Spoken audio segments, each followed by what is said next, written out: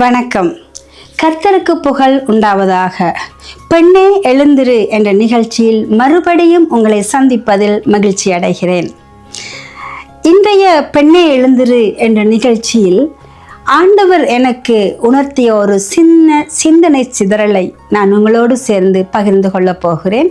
நானும் நீங்களும் சேர்ந்து அதை பற்றி சிந்திக்கலாம் வாங்க. ஒருமுறை மிகவும் மனம் சோர்ந்த நிலையிலே, என்ன ஆண்டவரே, என்னுடைய நிலைமை இப்படி இருக்கிறதே, ஒரு தெருவோர மரம் போல என்னுடைய நிலைமை இருக்கிறதே என்று சொல்லி மிகவும் மன வருத்தத்தோடு ஆண்டவரிடம் முறையிட்டேன். அப்பொழுது ஆண்டவர் அழகாக இந்த விஷயத்தை என்னோடு பேசினார். முதலில் நான் வாழ்கிற பிரதேசத்திலே எனக்கு மிகவும் பரிச்சயமான 2 தெருவோர மரங்களை பற்றி நினைவூட்டினார். இப்பொழுது அந்த 2 மரங்களையும் நீங்கள் எனக்கு பின்பதாக வருகிற வீடியோவிலே பார்த்து கொண்டிருக்கிறீர்கள். தெருவோர மரங்களுக்கும் பெண்களின் ஊழியத்துக்கும் என்ன தொடர்பு என்று சொல்லி நீங்கள் யோசிக்கலாம். அதை பற்றி நான் கடைசியில் சொல்கிறேன். அதுக்கு முதல் நாங்கள் இந்த மரங்களை பற்றி பார்க்கலாம். இந்த சமர் காலங்களிலே எங்களுடைய சபை ஆராதனை முடிந்த பின்பு நாங்கள் கடற்கரைக்கு போவதுண்டு. அது பார்த்தீங்கன்னு சொல்லி சொன்னால் எங்களுடைய சபை அமைந்திருக்கிற இடம் கடற்கரையை சேர்ந்த இடம். அதனால நாங்கள் கடற்கரைக்கு ஆராதனை முடிய விட்டு குடும்பமாக பிள்ளைகளோடு போவதுண்டு. அப்படி போகும்போது எங்களுடைய கார்களை பார்க் பண்ணிவிட்டு, ஒரு தெருவிலே பார்க் பண்ணிவிட்டு நாங்கள் கடற்கரைக்கு போவோம். இப்படி கடற்கரைக்கு போய் குளித்து அல்லது அங்கே பிள்ளைகள் எல்லாம் விளையாடி களைத்து கடைசியில் நாங்கள் மறுபடியும் இந்த காருக்கு வரும்பொழுது இந்த மரங்களை பார்த்திருக்கிறோம். இந்த மரங்கள் ஒரு 2 மரம், அந்த நாங்கள் கார் பார்க் பண்ண இடத்துல அந்த 2 மரங்கள் இருக்கின்றன. சின்ன சின்ன பழங்களை கொண்ட, மிகவும் சுவையான பழங்களை கொண்ட அந்த மரங்கள். அதில் நாங்கள் திரும்பி வரும்பொழுது உங்களுக்கு தெரியும், களைத்து வரும்பொழுது இப்படியான இனிய பழங்கள் கிடைத்தால் அதை சாப்பிடுவது எவ்வளவு மகிழ்ச்சிகரமானது, சந்தோஷமானது என்றது உங்களுக்கு தெரியும். இப்படி அந்த பழங்களை நாங்கள் ருசித்து சாப்பிட்டதுண்டு. அதே போல் இங்கே நாங்கள் வாழ்கிற இடத்துல ஒரு சூப்பர் மார்க்கெட் இருக்கிற பகுதியிலே கார்களை பார்க் பண்ணுற இடம், அதுவும் கார் பார்க் பண்ண ஒரு கார் பார்க்கிலே நடுவிலே ஒரு மரம் இருக்கிறது. நாங்கள் ஒரு முறை, அதாவது நாங்கள் இங்கே ஆரம்ப காலத்தில் நாங்கள் அந்த சூப்பர் மார்க்கெட்டுக்கு போகும்போது ஒரு சகோதரன் அந்த மரத்தை காட்டினார். நாங்கள் அந்த மரத்தில் இருந்த பழங்கள், அது அப்பிள் பழத்தினுடைய சின்ன பழம், அதாவது ஒரு நெல்லிக்காய் அளவு இருக்கக்கூடிய சின்ன சின்ன பழங்கள். அந்த பழங்களை நாங்கள் பிடுங்கி சாப்பிட்டோம். பிள்ளைகள் எல்லாம் ருசித்து சாப்பிட்டார்கள்.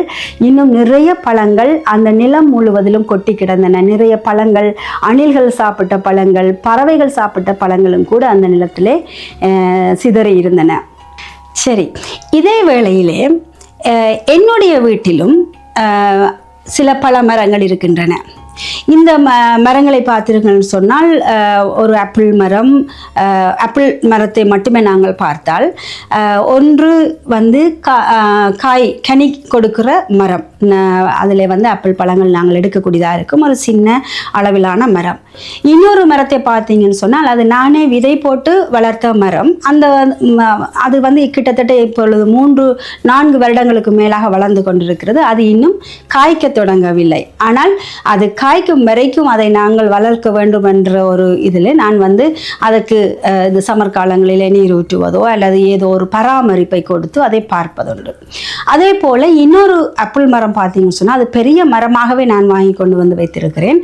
சில வருடங்களாக அந்த மரம் பூக்கும், ஆனால் காய்ப்பதில்லை. அதனுடைய இலைகள் எல்லாம் நோய் பிடித்தது போல சுருண்டு வரும்.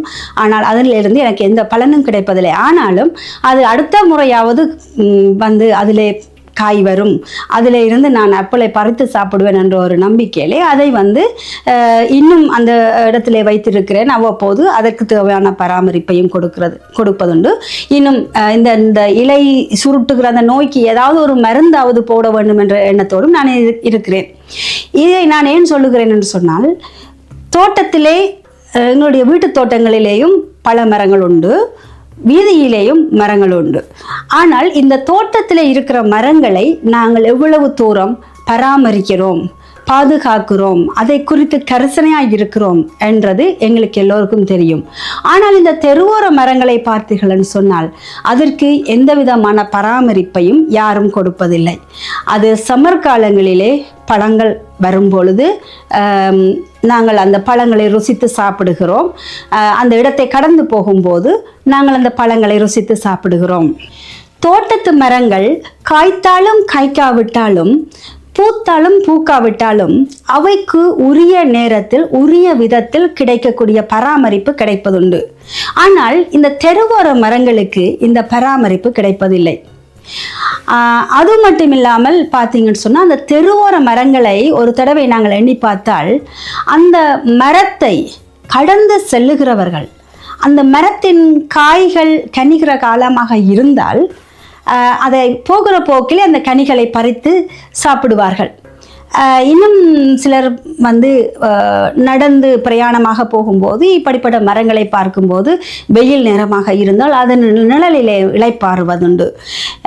ஆனால் இந்த மரத்தின் பலனை அனுபவிக்கிறவர்கள் அந்த மரத்தை பற்றி அதற்கு பின்னர் சிந்திப்பதில்லை. பார்த்தீங்கன்னு சொன்னால் அந்த இடத்தை கடக்கும் வரையும் தான் அந்த மரத்துக்கு அந்த முக்கியத்துவம் கொடுப்பார்கள். அந்த இடத்தை கடந்து விட்டால் அந்த மரத்தை பற்றி யாரும் சிந்திப்பதில்லை. இதுதான் இந்த தெருவோர மரங்களுடைய நிலைமை. இதைத்தான் நான் என்னை குறித்து எண்ணினேன். என்னிடம் பலன் கிடைக்கும் வரையும் பலன் பெறக்கூடியதாக இருக்கும் வரையும் மட்டும்தான் மற்றவருடைய பார்வை என்னை நோக்கி இருக்கிறது, மற்றபடி யாரும் என்னை கண்டுகொள்வதில்லையே என்று பட்டு இருக்கிறேன். என்னதான் ஒரு ஊழியக்காரியாக இருந்தாலும், என்னதான் ஆண்டவர் மட்டும்தான் எனக்கு துணை என்று நான் சொல்லிக்கொண்டாலும், என்னதான் ஆண்டவர் என்னை தைரியப்படுத்துகிறவர், அவர் என்னை மற்றொன்று வேறு பிரித்து இருக்கிறார் என்று சொல்லி என்னை நானே தைரியப்படுத்தி கொண்டாலும், இந்த தள்ளப்படுகிறவர்களுக்கு அல்லது தனிமைப்படுத்தப்படுறவர்களுக்கு மட்டும்தான் அந்த வலி அந்த வேதனை புரியும். இதையே மற்றவர்களை காயப்படுத்துகிறவர்களுக்கோ அல்லது மற்றவர்களை புறக்கணிக்கிறவர்களுக்கோ மற்றவர்களை தள்ளிவிடுகிறவர்களுக்கோ அந்த வலி புரியாது. ஆகவே இப்படிப்பட்ட வழியில் தான் நான் ஆண்டவரை நோக்கி ஒரு முறைப்பாடு செய்த, என்ன ஆண்டவரை என்னை தெருவோரத்தில் நிற்கிற ஒரு மரத்தை போல நிறுத்திட்டீங்களே என்று சொல்லி. ஆனால் ஆண்டவர் அழகாக அந்த உண்மையை எனக்கு வெளிப்படுத்தினார். தெருவோர மரங்கள் மற்றவர்களால் கண்டு கொள்ளப்படாதது தான், ஒரு அப்ரிசியேஷன் கிடைப்பதில்லை தான். இன்னும் அது மட்டும் இல்லாமல் பார்த்தீர்கள்னு சொன்னால், நீங்கள் ஊரிலே கூட பலரை பார்த்திருப்பீர்கள், இந்த மரத்தின் அடியிலே இளைப்பாறுகிறவர்கள் இந்த மரத்தின் அடியிலேயே துப்பி விட்டு போவார்கள். விசேஷமாக நீங்கள் வெற்றிலை போடுகிறவர்களை பார்த்திருந்தால் உங்களுக்கு தெரியும், எந்த மரத்தின் கீழே இளைப்பாறுகிறார்களோ அந்த மரத்தின் கீழேயே காரி துப்பி விட்டு போவார்கள். இன்னும் இந்த காய்க்கிற தெருவோரங்களிலே காய்க்கிற மரங்களுக்கு கல்லறி விழுகிறதை நீங்கள் பார்த்திருப்பீர்கள். தமிழிலே கூட அந்த பழமொழி சொல்லுவார்கள், காய்க்கிற மரத்துக்கு தான் கல்லறி விழும் என்று சொல்லி. அதாவது பாடசாலைக்கு போகிற சிறுவர்கள் முதல் பல பெரியவர்களும் கூட இந்த காய்க்கிற மரங்களை நோக்கி கல்லுகளை எறிந்து அந்த கனிகளை பறிப்பதுண்டு. ஆனால் இந்த மரங்களை பார்த்தாயா, இவை தங்களுடைய கடமையை செய்யாமல் விட்டதில்லை, தாம் செய்ய வேண்டியதை நிறுத்தாமல் செய்கின்றன. இன்னொரு விதத்தில் சொல்வதானால், அவை என்ன நோக்கத்துக்காக படைக்கப்பட்டதோ அந்த நோக்கத்தை அவைகள் நிறைவேற்றி கொண்டே இருக்கின்றன. இந்த தெருவோர மரங்கள் மற்றவர்களால் கண்டுகொள்ளப்படாததுதான், ஒரு அப்ரிசியேஷன் கிடைப்பதில்லை தான். ஆனால் அந்த மரங்களை பார்த்தாயா, அவை தாம் செய்ய வேண்டியதை நிறுத்தாமல் செய்கின்றன.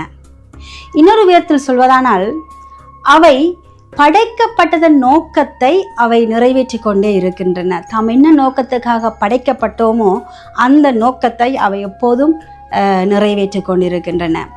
பராமரிப்பு குறைபாடோ அல்லது மற்றவர்கள் தன்னை கண்டுகொள்வதில்லை என்ற மனக்குறையோ இந்த மரங்களுக்கு இருப்பதில்லை. ஆனால் ஒருவேளை நீங்கள் நினைக்கலாம், அவை மரங்கள் தானே, அந்த மரங்களுக்கு எப்படி உணர்வு இல்லை என்று நீங்கள் சொல்லக்கூடாது. லூக்கா 12வது அதிகாரம் 24வது வசனத்திலே இயேசு காட்டு புஷ்பங்கள் எப்படி வளர்கிறது என்று கவனித்து பாருங்கள், அவை உழைப்பதும் இல்லை நூற்பதும் இல்லை என்று. அதே போன்ற ஒரு உதாரணம்தான் இந்த தெருவோர மரங்களும். காலநிலை மாற்றங்களாயிருந்தாலும் அல்லது பராமரிப்பு இன்மை போன்ற எத்தனை விதமான சவால்கள் வந்தாலும் இவை தன்னுடைய பணியை செய்வதில் ஒரு நாளும் பின்வாங்கியதில்லை, தன்னுடைய பணியை செய்யாமல் விட்டதில்லை. கனி கொடுக்கறதுக்காக படைக்கப்பட்ட மரங்கள் கனி கொடுத்து கொண்டே இருக்கின்றன. நிழல் கொடுக்கிறதுக்காக படைக்கப்பட்ட மரங்கள் நிழல் கொடுத்து கொண்டே இருக்கின்றன. இன்னும் சில மரங்களை பார்த்தீங்கன்னு சொன்னால் பறவைகள் தங்குமிடமாக, சின்னஞ்சிறிய மரங்கள், சின்னஞ்சிறிய மிருகங்கள் தஞ்சம் அடைக்கலம் புகிற ஒரு இடமாக, இளைப்பாறுகிற ஒரு மரங்களாக இருக்கின்றன. இன்னும் பார்த்தீர்களானால் பல மரங்கள் தம்மையே அழித்து மனிதர்களுக்கு பயன்படுகிற உபகரணங்களாக பயன்படுகிறதை நாங்கள் பார்க்கிறோம். கனி கொடுப்பதற்காக படைக்கப்பட்ட மரங்கள் கனி கொடுத்து கொண்டே இருக்கின்றன. நிழல் கொடுப்பதற்காக படைக்கப்பட்ட மரங்கள் நிழல் கொடுத்து கொண்டே இருக்கின்றன. இன்னும் பார்த்தீங்கன்னு சொன்னால் பறவைகளுக்கும் சின்னஞ்சிறிய மிருகங்களுக்கும் இளைப்பாறுகிற இடமாக, தங்குமிடமாக இருக்கின்றன. இன்னும் அதற்கு மேலும் பார்த்தால் தம்மை தாமே அழித்து மனிதர்களுக்கு பயன்படுகிற உபகரணங்களாகவும் பல மரங்கள் மாறி இருக்கின்றன. இந்த மரங்கள் பலன் கொடுக்கும் போது ஆணென்றோ பெண்ணென்றோ அல்லது நல்லவன் என்றோ கெட்டவன் என்றோ எந்த விதமான பாகுபாடும் பார்ப்பதில்லை. பெரியவன் சிறியவன், ஏழை பணக்காரன் என்று அல்லது படித்தவன் படிக்காதவன் என்ற எந்த ஏற்றத்தாழ்வையும் இந்த மரங்கள் பார்ப்பதில்லை. அந்த விதத்தில் இவை எந்த விதத்தில் யாருக்கு எப்போது பயன்பட வேண்டுமோ, எப்படி பயன்பட வேண்டுமோ அந்த விதத்தில் இந்த மரங்கள் பயன்பட்டு கொண்டிருப்பதை நாங்கள் பார்க்க முடியும். இந்த மரம் எங்களுக்கு ஒரு நல்ல உதாரணமாக எடுத்துக்கொள்ளப்படும்படி பரிசுத்த ஆவியானவர் எங்களுக்கு இன்றைய நாளிலே ஏவுகிறார். எனக்கு அன்பான சகோதரிகளே, நான் என்ன சொல்ல வருகிறேன் என்று இப்பொழுது நீங்கள் நன்றாக புரிந்து கொண்டிருப்பீர்கள் என்று நம்புகிறேன். நீங்கள் ஒரு போதகராகவோ, ஒரு தீர்க்கதரிசியாகவோ, அல்லது ஒரு தலைவியாகவோ, அல்லது ஒரு சுவிசேஷம் அறிவிப்பவராகவோ, அல்லது ஒரு ஆசிரியராகவோ, வேதத்தை கற்றுக் கொடுக்கிற ஒரு ஆசிரியராகவோ இருக்கலாம். இன்னும் ஊழியக்காரர்களை தாங்குகிறவர்களாக, ஊழியங்களை ஒழுங்குபடுத்தி கொடுக்கிறவர்களாக, இப்படி இயேசுவுக்காக சமூக பணிகளிலே ஈடுபடுகிறவர்களாக, இப்படி எத்தனையோ விதங்களிலே நீங்கள் ஊழியம் செய்கிற ஒருவராக இருக்கலாம். இன்றைக்கு ஆண்டவர் உங்களுக்கும் எனக்கும் சொல்லுகிற காரியம், இந்த தெருவோர மரங்களை போல வாழ கற்றுக்கொள்ளுங்கள். மற்றவர்களுக்கு உதவி செய்வதும் மற்றவர்களுக்கு இறங்குவதும் இயல்பாகவே உங்களுக்கு இருக்கிறதா?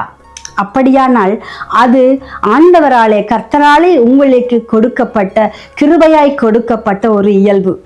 இந்த குணம், இத்தகைய குணம், மற்றவர்களுக்கு உதவுவதோ அல்லது மற்றவர்களுக்காக செயற்படுகிறதோ, மற்றவர்களுக்காக குரல் கொடுக்கிறதோ, இவை எல்லாம் இப்படிப்பட்ட குணங்கள் எல்லோருக்கும் வருவதில்லை. மிகச்சிலருக்கு தான் ஆண்டவர் இப்படிப்பட்ட இருதயத்தை கொடுத்திருக்கிறார். ஆகவே நீங்கள் இந்த ஊழியங்களை செய்யும் பொழுது உங்களை நோக்கி அதுக்கு பிரதிபலனாக நீங்கள் செய்கிற ஊழியத்துக்கோ உதவிக்கோ பிரதிபலனாக உங்களை நோக்கி வெறுப்போ, உதாசீனமோ அல்லது அவமானமோ கூட பதிலாக கிடைக்கலாம். ஆனால் இந்த மரங்களை நினைத்து கொள்ளுங்கள். உதவி செய்ய வேண்டிய இடத்தில் உதவியை செய்துவிட்டு கடந்து போய்விடுங்கள். விழுந்து கிடப்பவர்களை தூக்கிவிட்டு கடந்து சென்று விடுங்கள். அழுகிறவர்களை அணைத்து தேற்றிவிட்டு கடந்து சென்று விடுங்கள். தரித்து நின்று அவர்களுடைய ரியாக்ஷன் என்ன, அவர்கள் அதுக்கு எப்படி ரியாக்ட் பண்ணுகிறார்கள் என்று கவனிக்காதீர்கள். அதை காண தரித்து நின்றால் உங்களுக்கு ஏமாற்றம்தான் வரும், சோர்வும் வரும், விரக்தியும் வரும். ஏனென்றால் நம்மிடம் நன்மையை பெற்றுவிட்டு போகிற எல்லோரும் நல்லவர்கள் கிடையாது. அப்படி இருக்க வேண்டிய அவசியமும் இல்லை. ஏனென்றால் மத்தேயு 5ஆம் அதிகாரம் 45வது வசனத்திலே இயேசு இப்படி சொல்லுகிறார், அவர் தீயோர் மேலும் நல்லோர் மேலும் தமது சூரியனை உதிக்க பண்ணி நீதி உள்ளவர்கள் மேலும் அநீதி உள்ளவர்கள் மேலும் மழையை பெய்ய பண்ணுகிறார். அவர் என்னையும் உங்களையும் பாகுபாடின்றி மற்றவர்களை ஆசீர்வதிக்க பயன்படுத்துகிறார். என்னுடைய முறைப்பாட்டுக்கு ஆண்டவர் இந்த வெளிப்பாட்டை தான் கொடுத்தார். உன்னை மற்றவர்களுக்கு ஆசீர்வாதமான பாத்திரமாக ஆண்டவர் பயன்படுத்துகிறார் என்றால் ஆசீர்வாதமாக இருந்துவிட்டு அடுத்த ஆசீர்வாதத்துக்கு காத்து கொண்டிருக்கிற நபரை நோக்கி நகர்ந்து விடு. ஏனென்றால் நீ கர்த்தரால் பயன்படுத்தப்படுகிற பாத்திரம், அதன் மகிமையும் புகழும் கர்த்தருக்குரியவை. எனவே கர்த்தருக்கு என்று பணி செய்யும் அருமையான சகோதரிகளே, இந்த செய்தி, அதாவது ஆண்டவர் இன்றைக்கு எங்களுக்கு சொல்லுகிற செய்தி என்னவென்றால், கொலோசையர் 3வது அதிகாரம் 24வது வசனத்தில் சொல்லப்பட்டிருப்பதைப் போல, எதை செய்தாலும் அதை மனுஷர்களுக்கென்று செய்யாமல் கர்த்தருக்கென்றே மனப்பூர்வமாக செய்யுங்கள். நல்லது. எனக்கு அன்பான சகோதர சகோதரிகளே, நிச்சயமாய் இன்றைய இந்த சிந்தனை சிதறல், ஆண்டவர் எனக்கு வெளிப்படுத்தின இந்த காரியம் எனக்கு ஆசீர்வாதமாக இருந்தது போல நிச்சயமாய் உங்களுக்கும் ஆசீர்வாதமாக இருந்திருக்கும், பயனுள்ளதாய் அமைந்திருக்கும் என்று நான் விசுவசிக்கிறேன். இதே போல பெண்களின் ஊழியத்தை ஊக்கப்படுத்தக்கூடிய காரியங்களை நீங்கள் கூட எங்களுக்கு எழுதி அனுப்பலாம்.